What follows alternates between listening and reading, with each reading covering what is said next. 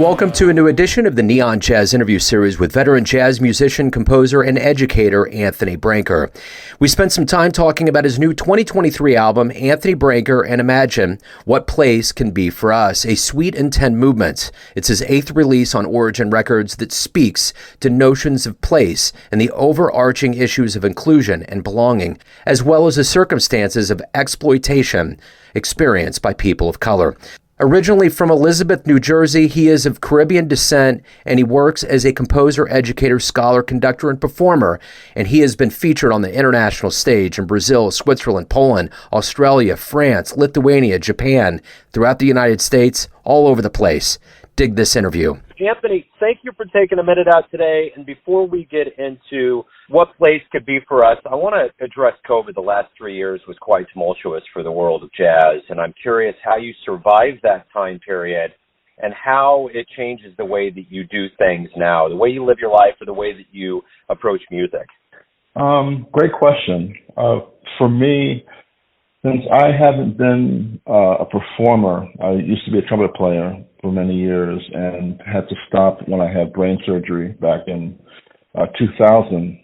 I've been splitting just my musical existence between the classroom, being a college educator, composing, and doing some conducting.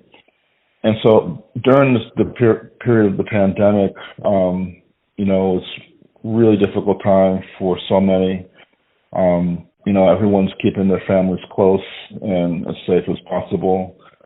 For me, teaching at Rutgers, we went into remote mode probably just before spring break of March of 2020. And so we had to make our adjustments, based on how we're going to interact with our students.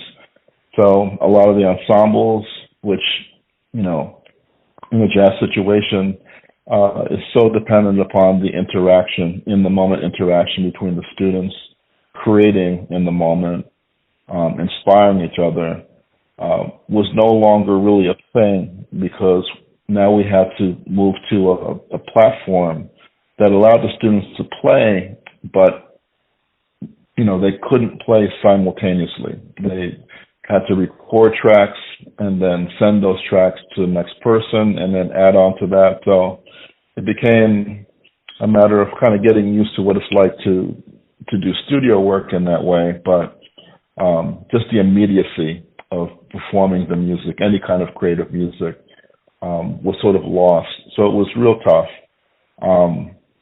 When we were able to go back into the classroom, I think all of us just had this exhale that was transformative, because now we could feed off the energy, the spirit, the passion, see the facial expression, just really enjoy each other in the moment. And that's kind of how it played out for me, largely in the classroom. As a composer, didn't stop the process, just kept on writing, and in some cases, in isolation, had a little bit more time to zero in on certain kinds of things. So let's talk about the new project, which is a wonderful album you did with Imagine, a suite in 10 movements. Talk to me a little bit about how you put this together and how it fit within everything that was going on with, obviously living through a pandemic, and now that we're coming out of it. How does this album feel? So I'm so incredibly proud of this project. I have to say that I started writing it or contributing movements to it way back in March of 2017. I had actually been in Tallinn, Estonia, doing a guest residency at the conservatory, or the Academy of Music, I should say, with students in the jazz program, and there for a few weeks. And that gave me a little bit of a chance during my off hours, so to speak, to really focus on some things that were happening that I wanted to create a musical response to. And in particular, the images that we all were witnessing of the horrific, situation that citizens of Syria were going through during the country's, bloody civil war during its peak. And, the peak of that civil war was 2011 to 2017, and it's still going on, right? But somewhere around 2017, when I was in Estonia, I started to put together ideas for a composition called What Place Can Be For Us. And that really tied into this complicated issue of place, that something that has always been on my mind, right? The notions of inclusion and belonging. And just trying to figure out ways of dealing with that and expressing that, addressing it as it has occurred historically and socially over time. So I think when I was in Estonia, the title track, What Place Can Be For Us, as well as The Door of No Return, and Sanctuary City were the three that kind of got it started. And and different movements sort of came to life over a period of time. And was, really fortunate to have a chance to go into the studio last August, just a one-day session and a one-day or 4-hour rehearsal beforehand, the day before, with some really marvelous musicians. And I'm just absolutely thrilled as to what emerged from that interaction. So you have Caribbean roots. Talk to me a little bit about growing up. Talk to me about your childhood and how not only the roots of music, but jazz got in you. So, my family hails from Trinidad and Barbados. My parents came to the U.S. in the mid-1950s, just after they were married. And my grandparents were already here. My grandmother's from Trinidad as well. And, the culture, the music, the art, food, people, the spirit, it's all part of who I am. And sometimes people will expect to hear like a real direct correlation to the, aesthetic of Trinidadian music and calypso and ska and, calypso and soca, in what I present. And you may not hear that, but what you are going to hear are a lot of the musical practices and the ways of creating music and the ways of interacting in groups that I've heard all my life, listening to Mighty Sparrow and Lord Kitchener and all these great artists that my parents had the records from growing up. But they also had all kinds of records, and they listened to all kinds of music. I remember my dad when, I may have been, 10, 11, maybe 12 years old tops. So I started bringing home these really classic LPs that he got when he was working in the city. And, he's bringing back these Savoy recordings of Dizzy Gillespie and John Coltrane, Wilbur Hardin, and Charlie Parker, these other recordings by Freddie Hubbard. And he got me my first subscription to Downbeat magazine at that time. And, I was a little bit clueless, needless to say. But I realized that meant so much to me, having that sort of introduction to the music by way of those recordings, and just sort of the musical spirit that was introduced in our household. What was the first live jazz show that you ever saw that really blew you away? I love this question because this is. It was a transformative moment for me. The first live jazz show I heard, I think I was probably a freshman in high school, right? So kind of old, so to speak, 14. But it was Maynard Ferguson's big band. And they had just recorded the album MF Horn 4 and 5 Live at Jimmy's. And double album, double LPs for you young people. And it was killing to hear this band in performance. Like a friend of mine's father took us. My friend was a trumpet player, is a trumpet player as well, big inspiration to me. And we went to, it's a think it was a hotel lobby or hotel banquet room in this area. And I sat there like in the third row, and I just heard this passion and this spirit, from the band, these great soloists, and, and Maynard doing his thing as just this legendary presence on the bandstand with his sound and technique and range. And I left that saying, I want to do something like that. I need to have that in my life. I'm not sure whether professional musician was the first thing I thought, but I just knew that I need to have that in my life at that moment. So in all of the aspects that go into being a professional musician, what is it that you look forward to the most? What do you like the best about this process? The connection with the audience. For me, that's everything. And I keep that in mind as conducting, as I'm communicating with students in a rehearsal as to the importance of their role and how they should see themselves in the ensemble. I think about this when I'm writing music, when I'm recording music. To me, that's the most important relationship. And I try to find a way of making that connection with the listener. It may sound strange, but when I'm composing music, or even when I'm conducting concerts, as I have over the years with different kinds of ensembles, I'm not really thinking about the jazz listener, right? The person who is really accustomed to the music. They have insight into the tradition. They know what to listen for.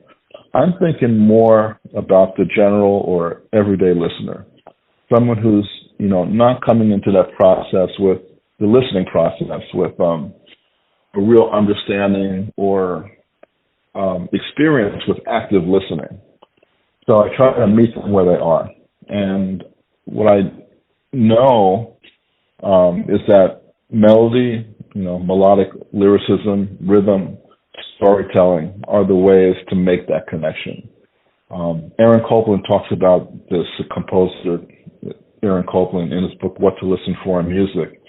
The general listener, they're not really concerned about, these incredibly complex harmonic manifestations and, chord progressions and superimpositions of chords, or formal structures or, all that stuff. It's what grabs them is the immediacy of the melody, something that they can connect with, that they can hear, that they can sing, that they can hum, that's memorable.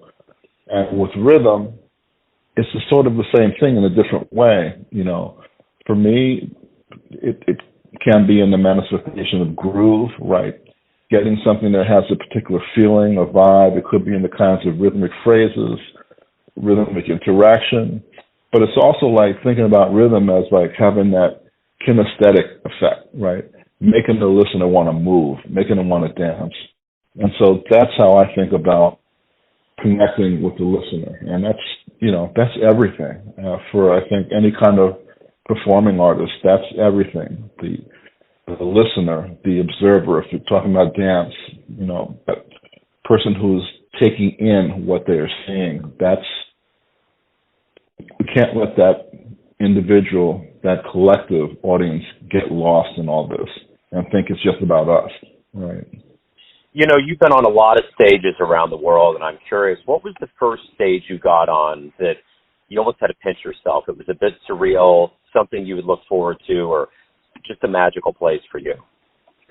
I think that would have to be, and again, maybe a little bit later in life, but the chance to play at the Pori International Jazz Festival in Pori, Finland, when I first joined the Spirit of Life Ensemble in the mid-90s. It's just humongous international festival. I think the year that we were there, it's mostly jazz, but, Earth, Wind, and Fire was part of the festival the year that we were there. And, seeing Diana Krall there. I'm drawing a little bit of a blank, but it's so long ago. But just, Ray Charles, just an incredible artist. And, we had our performance slots, but it was also an opportunity to go and and hang with peers, and take in all this great music, and really just see how the audiences there were just so about that experience, about the music, and just up till 3, 4 o'clock in the morning listening to ensembles. It was just great, and I thought to myself, this is an absolute blessing. I'm so happy to have a chance to experience this. You kind of mentioned about the way that fans interact with your music, but I'm curious with this album, what is your hope for the listener? What are you hoping with this new album that the listener gets from it? So it's complicated.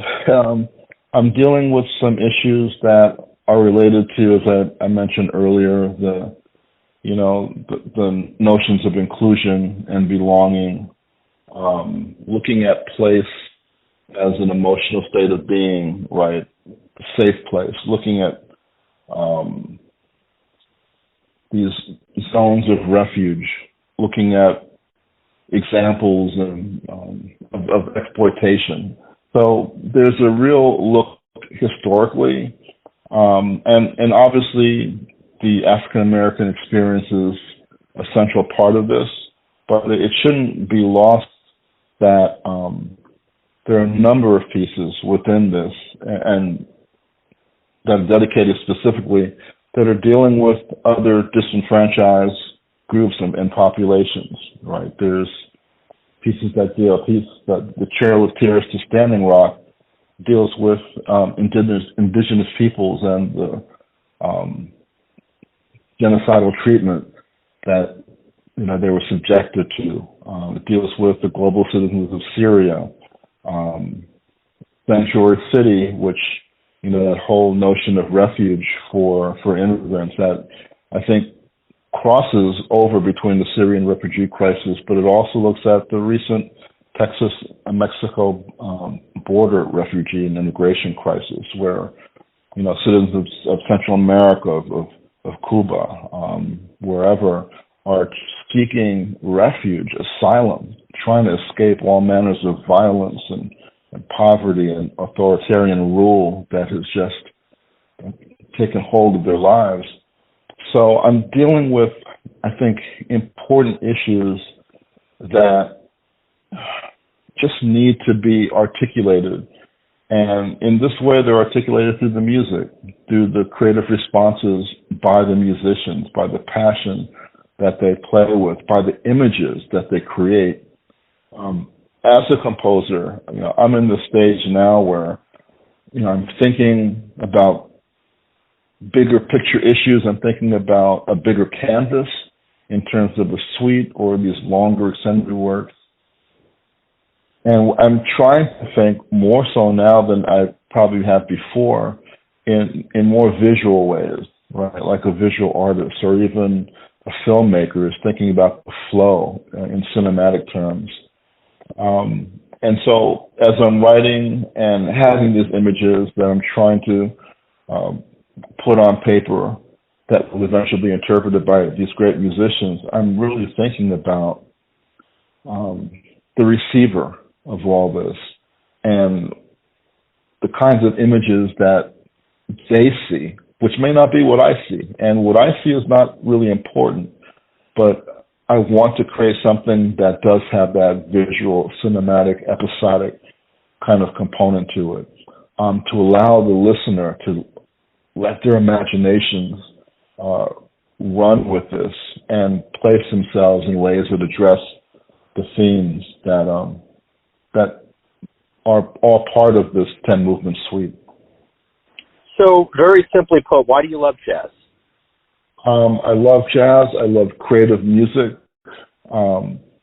It's kind of interesting. I teach a course, a graduate seminar at Rutgers for the last 4 or 5 years now on jazz historiography. And what we're looking at is just how the narrative of jazz has been told and whose voices have been privileged to tell that story, to shape that story, and what voices have been left out. So sometimes even the term jazz can be one that is, wrought with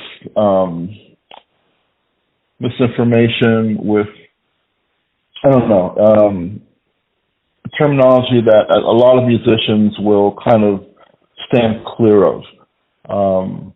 It's creative music. It's part of the African American musical experience. It is America's contribution to the world. There's so many things.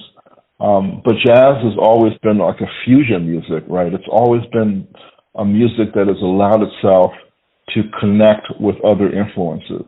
And that goes back to New Orleans, connecting with march music and brass band music and the blues and ragtime and all that stuff. And today it's all bets are off.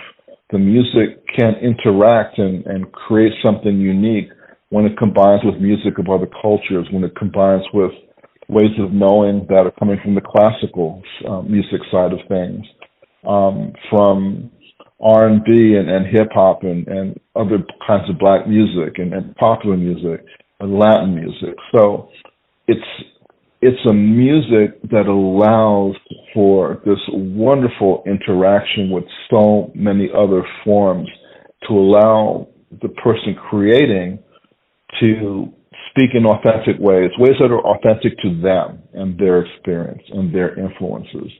So it allows for so much incredible freedom, freedom of expression, for those involved to be involved in conversation, right, in communication and risk-taking, all those things. It's just glorious a way of approaching music making. And I think listeners understand that and they can appreciate what's being presented to them and are just engaged in what they hear and what they see. It's just beautiful music that I wish more young people would be exposed to, but hey, that's why we're here in education, to kind of do our thing and make those things happen. So everyone out there has a perception of you, your family, your friends, your fans, but ultimately you're the one living your life. What's your perception of you? Who do you think you are? I think I'm a spiritual person at heart. I think I'm someone who doesn't necessarily think about themselves first and foremost. It's about my students, it's about my family, it's about everyone I come in contact with, and it's about me just not worrying about who I am, but what I can offer and what I can give in the way of the music, in the way of daily interactions, in the way of just, some small way inspiring students or whoever to think about things in different kinds of ways. It's simple. That's all I can see in myself. But at the root of it all is that, it all comes from a spiritual place, something that was I was exposed to growing up in my household and my extended family. And I love who I am and where I am at this stage of my life. Anthony, hey, thank you for opening up about the music, about the current world we live in, everything related to your history. I really appreciate it. It's been wonderful. Thank you. Thank you so much for having me. It's an honor. God bless you. Thanks for listening and tuning in to another Neon Jazz interview, where we give you a bit of insight into the finest players in New Jersey, Kansas City, and spots all over the world, giving fans all that jazz. Thanks to Anthony for his time, energy, and cool. You can find archived Neon Jazz interviews at Apple Podcasts, Spotify, and you can subscribe to us at YouTube. For all things Neon Jazz, theneonjazz.blogspot.com. Until next time, enjoy the jazz, my friends. I too sing America.